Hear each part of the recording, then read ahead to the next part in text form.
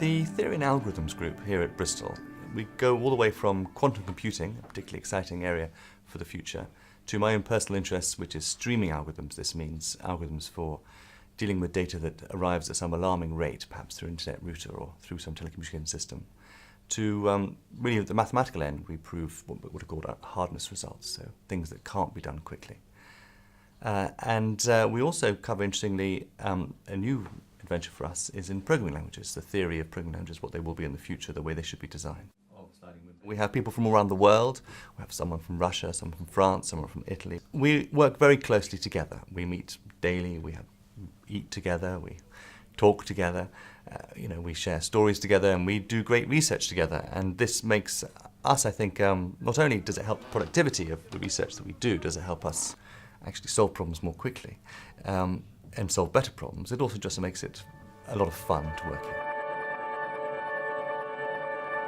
in. Because the world is changing so rapidly, and that the mathematical questions we need to answer now are different from the ones we needed to answer 20, 30 years ago, because theory is inspired by practice. We look at the world and we see the mathematical questions that need to be answered in relation to the world.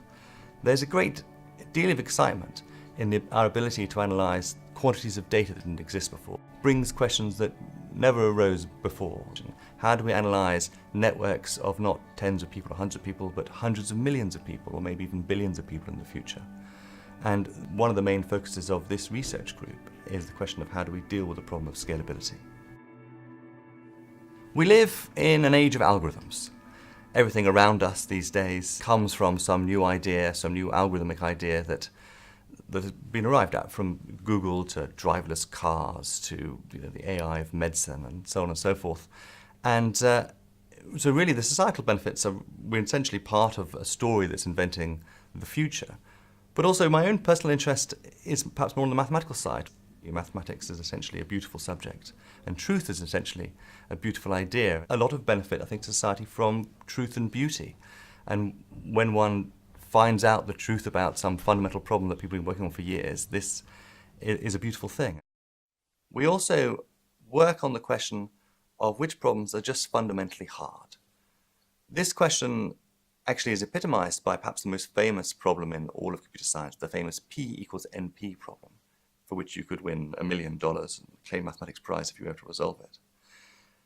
And in general, these questions are difficult to solve, but I'm particularly pleased that recently we were able to address the question for simply multiplication of two numbers.